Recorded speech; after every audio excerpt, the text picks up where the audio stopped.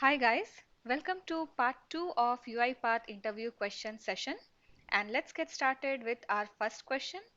How many types of machines can be created in UiPath Orchestrator? So there are two types of machines that can be created in UiPath Orchestrator. First one is standard machine and second one is the machine template. Now the next question, how a machine, that is a standard machine or a machine template, authorizes the connection between UiPath robot and orchestrator. So first let me tell you, machine represents a workstation, either physical or virtual, on which a UiPath robot is installed, and machine authorizes the connection between UiPath robot and orchestrator using machine key. So the answer to this question is machine authorizes the connection between UiPath robot and orchestrator using machine key. Now the next question is, which machine will you choose if you want to restrict connecting the UiPath robot to orchestrator on a certain machine only? So if you want to restrict connecting the UiPath robot to orchestrator on a certain machine, you are going to use standard machine. Now why standard machine and not the machine template? Let me explain you this by explaining the differences between standard machine and machine template. So standard machine enables you to connect UiPath robot to orchestrator on one workstation only. It is used when you work on same workstation every time.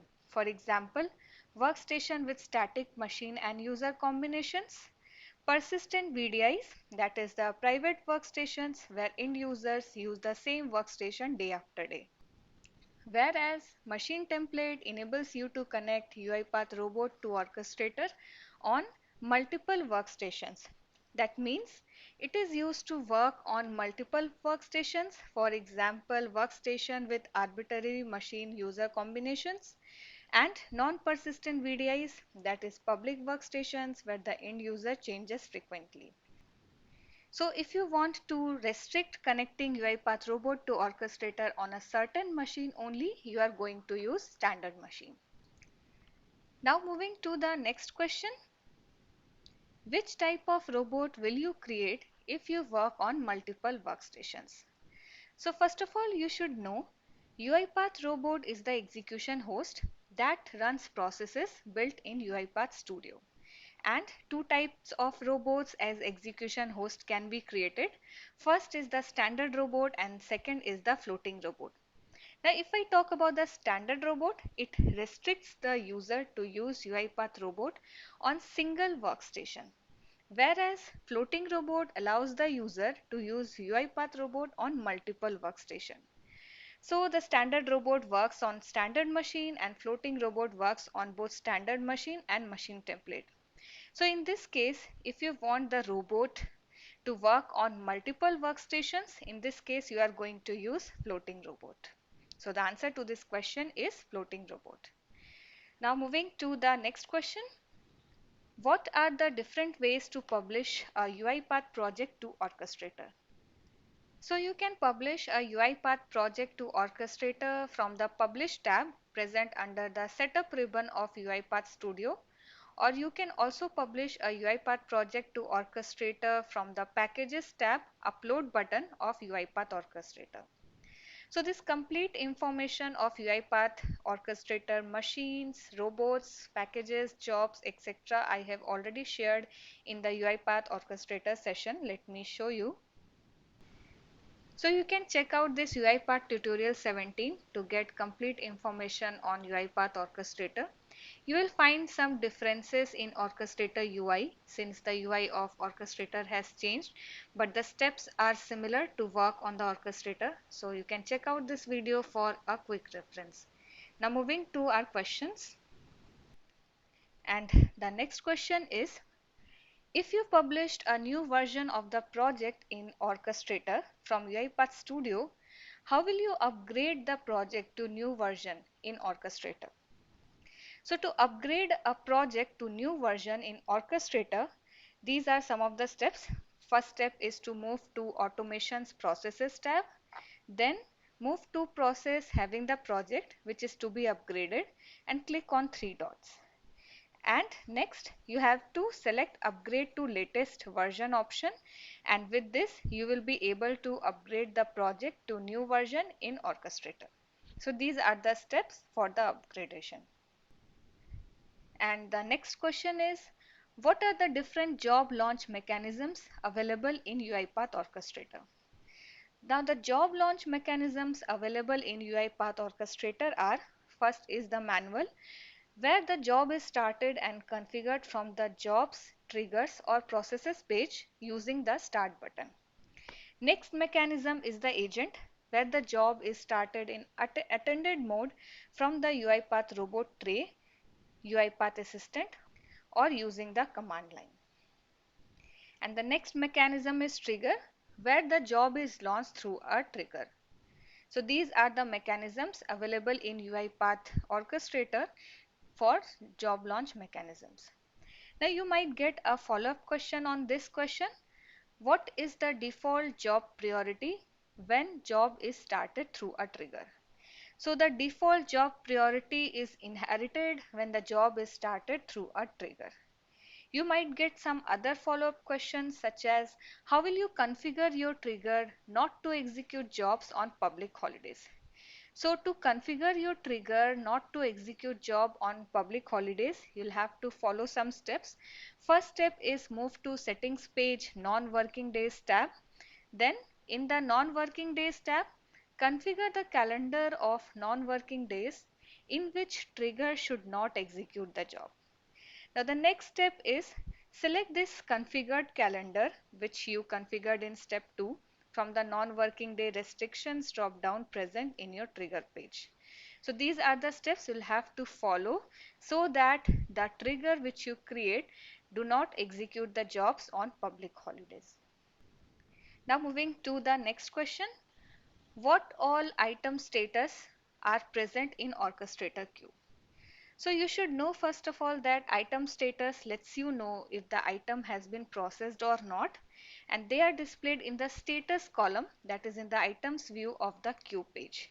And the item status available are new, in progress, failed, success, abandoned and retired. So these are the item status available in the Orchestrator queue. And with this question, you might get a follow-up question here. What happens if the status of transaction in progress is not updated within 24 hours? So in this case, if the status of transaction in progress is not updated within 24 hours, the status will be changed to abandoned. Now moving to the next question. How will you postpone the queue items to get processed in Orchestrator from UiPath Studio? So to do so, you'll have to follow some steps. First step is provide the date after which queue item may be processed in the Orchestrator in the postpone property of add queue item activity. For example, to process the queue item after 2 hours from current date and time, you'll have to provide the date in this format in the postpone property of add queue item activity. Next example, to process the queue item after 10 days from current date and time, you'll have to provide this expression in the postpone property. Now, if you want to process the queue item at exact time, you can provide the date in US notation in this format. So you'll have to provide the expression in the postpone property of add queue item activity to the time to which you want to postpone the queue items to get processed. And the next question is, how will you fetch a single item from the Orchestrator queue to UiPath Studio? Now to fetch a single item from the Orchestrator queue to UiPath Studio, you'll have to use get transaction item activity. This activity also sets the status of queue item in progress, which is fetched from the queue, and it stores the queue item in a queue item variable. So here you'll have to use the get transaction item activity. Now this complete demo I have already shown you in one of my previous sessions. Let me show you. So from this UiPath tutorial playlist, if you move to this UiPath tutorial 18 session, here you will get the complete walkthrough on queue introduction, how to add items queue to the queue, how to get queue item from orchestrator. You will get the complete details from here. So you can check out this video for a quick reference. Also, you will get the complete understanding of UiPath orchestrator from this UiPath tutorial 17. You'll find slight difference in the UI of the orchestrator since it has been changed, but the process is almost the similar. So you can check out these videos for a quick reference. Now moving to our questions. So the answer to this question is get transaction item activity. To fetch a single item from the orchestrator queue to UiPath Studio, you will use get transaction item activity.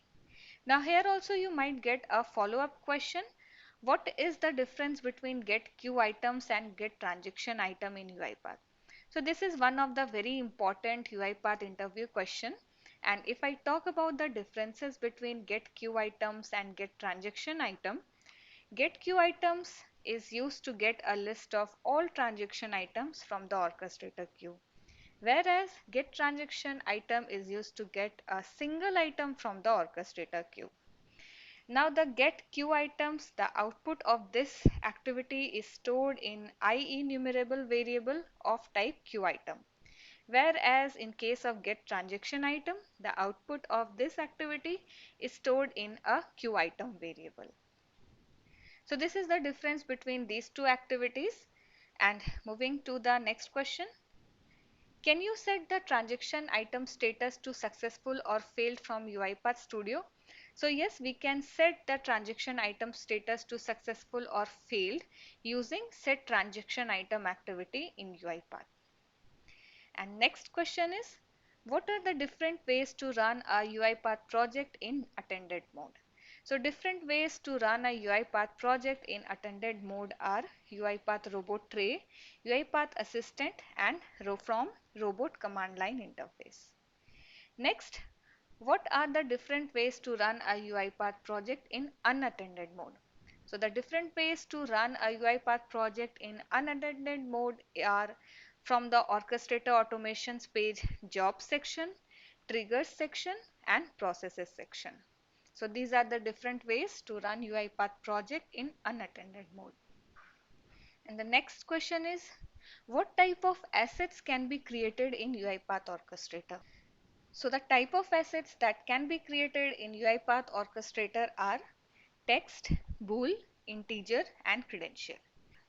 Now here also you might get a follow-up question, how to get a specific asset from orchestrator to UiPath Studio. So in this case, to get a specific asset from the orchestrator to Studio, you can use the activities get asset activity to get an asset of type text, boolean or integer. Whereas to get the specific asset from orchestrator, you can also use get credential activity in UiPath Studio. It is used to get an asset of type credential. So these are some of the very important UiPath interview questions. You can also check out the part 1 of the interview questions in case you have missed. And that's all for this session guys. I hope you enjoyed this video, and if you did, give it a like and share with your friends. Hit the bell button to get the updates on the latest videos. And if you have not yet subscribed to our channel, please subscribe to our channel as well. And I'll see you soon in the next one. Bye bye.